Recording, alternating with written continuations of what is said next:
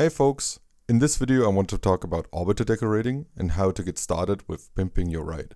This tutorial is more leaning towards beginners, so feel free to use the timestamps below if you already know the basics.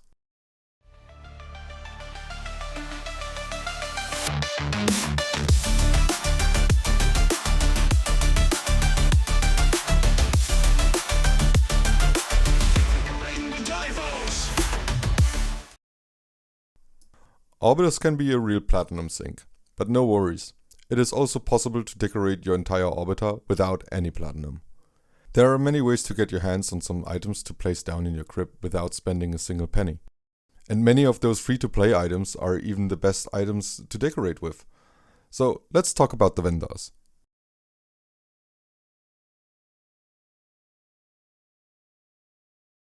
Most important for orbiter decorating is Hombask. This might change with the 1999 update, but who knows. Hombask can be found in the Zeraman and provides a huge catalog of decorations, including the wooden panels on the hallway dividers everybody is asking about all the time. Akritis. Astrid.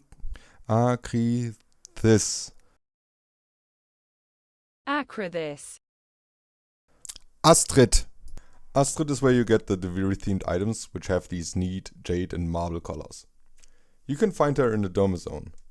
Keep in mind that her inventory and prices are changing with each refresh of her inventory, so if she doesn't have what you want, or if it's too expensive, wait for her inventory to refresh and maybe she has a better deal. Vogel 3 is the newest deco vendor. This lovely bird is offering some very fancy Entrati-esque decors and also has a cycling inventory.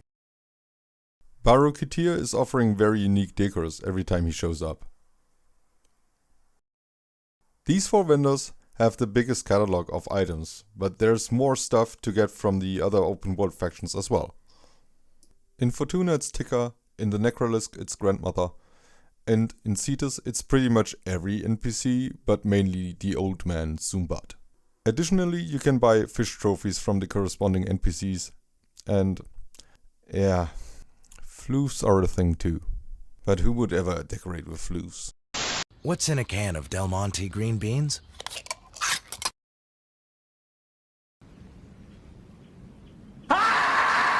Shout out to Cephalon Zamaris for the free decos he's offering, including the Ludoplex. But wait! There's more! You get unique decorations for completing quests, completing Steel Path, get addicted to Happy Sapphire, playing the Index for an hour and killing this guy, scan all Warframe fragments, ranking up your mastery, buy stuff from the market during seasonal events like Valentine's Day, Pride Month or Chinese New Year. And for the rich kids, buy decorations from the market for platinum. Pretty simple, right?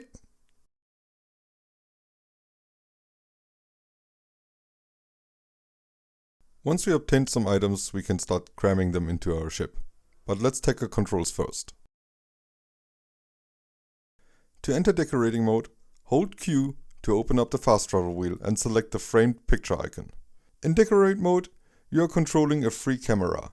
WASD to move, Control to move downwards and spacebar to move upwards. You will also see a little box in the right bottom corner where you can see all the different commands available for each of the different modes. Right below that tooltip box is a checkbox for Advanced mode.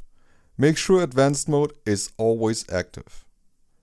Pressing 1 will open up the item catalog, which contains all the placeable items you have in your possession, and also shows you how many of each you have available. Hovering your cursor over an item will show you how much room capacity you have left, and how much capacity the item will take when you place it down. Item capacity costs vary from 1 to 100. Your orbiter is separated in 5 rooms: the cockpit, arsenal, private quarters, operator room, and the helmet. Each room comes with 1600 capacity, and once you depleted it, you won't be able to put any additional items in that area. At the bottom of this catalog are also items from the market, so be careful to look out for the platinum icon to avoid unintended purchases. Clicking on an item in the catalog will show you a preview of the item in the right side of the screen, which you can rotate by using your cursor, or in case you're using a controller, by using your right stick. Double-clicking on an item will put you into placement mode. In placement mode, the item is locked to your cursor, and you will notice that the tooltip in the right bottom corner shows you a lot more options now. Pressing left click again will place the item down, and you can pick it up again by pointing at it and pressing left click, or delete it with right click. Deleting an item will return it back into your inventory. Holding down R and moving your mouse forwards or backwards allows you to change the size of an object. You can also scale the object in increments by pressing the keys C or V, which is useful if you want to scale multiple items to the exact same size. Pressing Shift is activating Grid Snap, which is the easiest way to line up multiple items and is your best friend when building symmetrical structures. There are multiple increments for grid snapping. It comes with 0.1, 0.25, and bigger objects have a 1 meter option. Holding down right click and moving your mouse sideways will rotate the item. While right clicked, you can also change the axis of rotation by pressing Y. Pressing X will reset the object to its original orientation. Additionally, the grid snap option will change to angle snap, which allows you to precisely turn the item in 1 degree, 5 degree, 15 degrees, or 45 degree increments. Pressing X allows you to push or pull the item towards your camera by moving your mouse back and forth. Pressing Y toggles camera facing.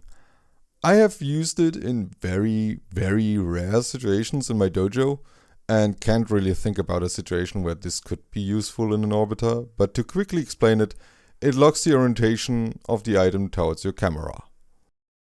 Pressing F will toggle surface snapping, which means that the angle of the item will adapt to the surface you're pressing it against. This is useful when you want to align items to already existing structures like the pillars in your arsenal. The best way to use it is to turn on surface snapping, press the item against the surface you want it aligned to, and turn off surface snapping again. Note that you should only do this whilst the item is still in its original orientation, because doing this with an already rotated item will result in weird angles. By simply pointing at an item and pressing F, you can copy the item in its current scale and orientation. But this is not the only mode you can use. There's also every decorator's best friend, and it's called Constraint Movement. To enter Constraint Movement, point at an item without picking it up and press R. In this state, you are able to shift the item on 3 axes, named X, Y, and Z, or red, green, and blue. By holding down the respective key and moving your mouse, you can move the item on the axis. This is hands down the most important tool for becoming a good decorator, and you should get used to it ASAP. Constraint Movement allows you to precisely place an item while still being able to freely move your camera, allowing for additional checkups if necessary.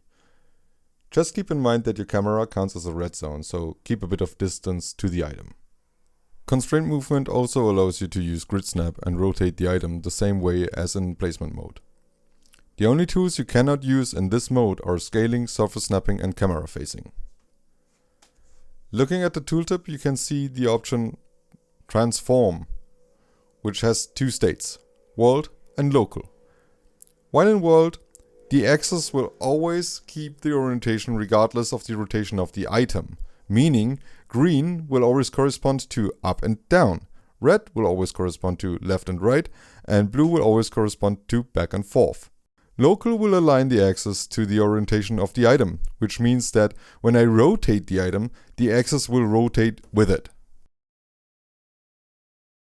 But the main reason why Constraint Movement is that important is that it's enabling you to clip items through other objects or reach areas you can't access in placement mode, like the foundry for example.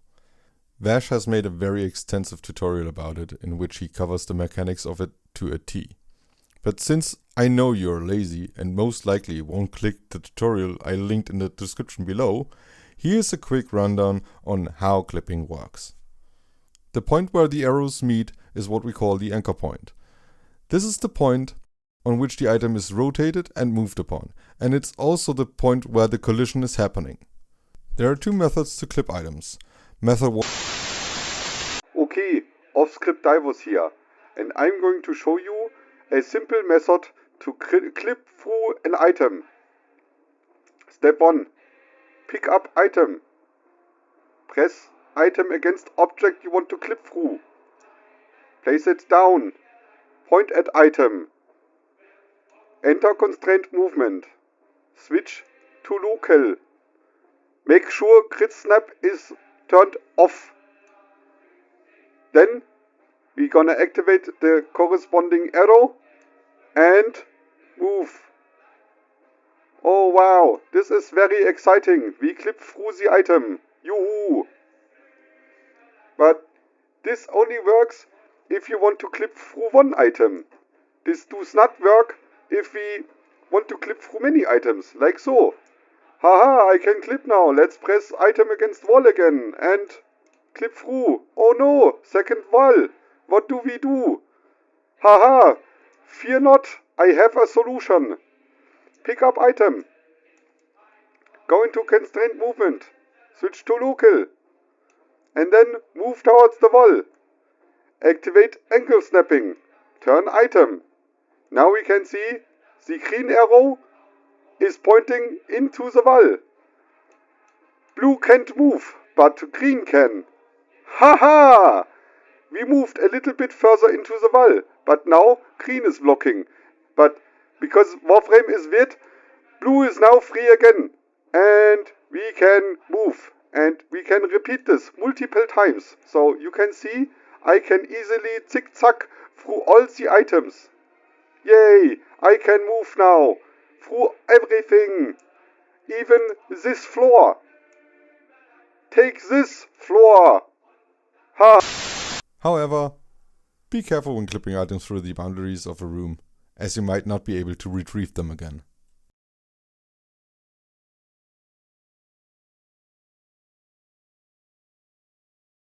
If you are brand new to decorating, I would advise you to start with simple stuff. For example, try to build a homey corner in your ship and then slowly add to it as you keep getting more and more decorations.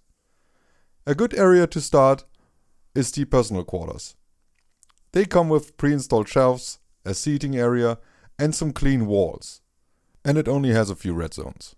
Speaking of which, red zones are areas that cannot be decorated and there's no way to remove them. So it's your job to circumvent them. Oftentimes the solution is just to move the item by an inch, so it's actually not that dramatic. Depending on your progress, I would advise to reskin your orbiter by basically creating a box inside your ship, which you then can decorate, instead of being annoyed by red zones the entire time. I, for example, simply leveled my personal quarters and imprisoned Octavia so I don't have to deal with the kneeling pad or the radio. And don't shy away from blocking areas like the codex or market if needed. You can always access them via the fast travel menu.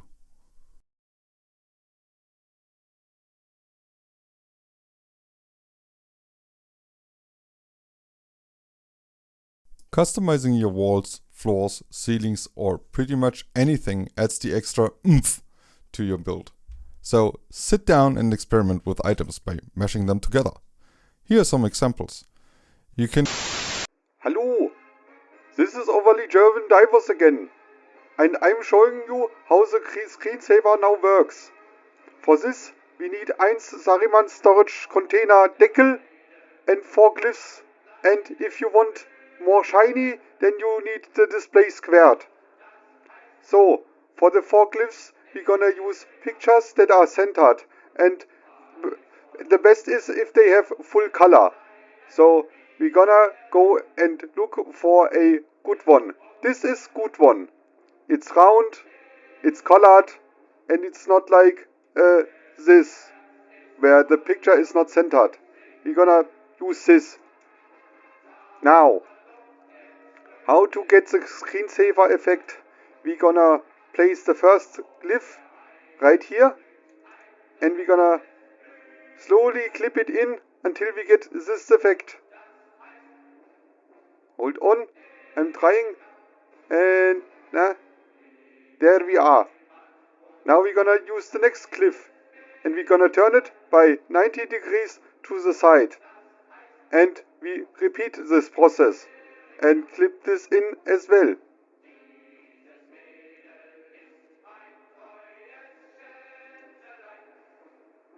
And the next one. again 90 degrees to the side and clip it in. Like so. And this one is gonna be turned by 180 degrees. Push it in.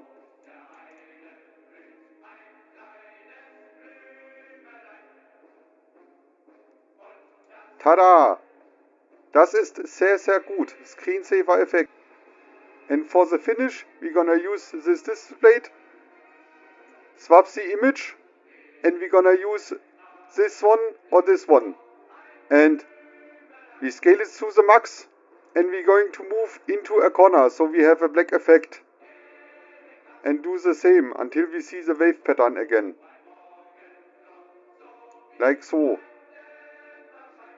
Now move it a little bit so the shiny edges are covered.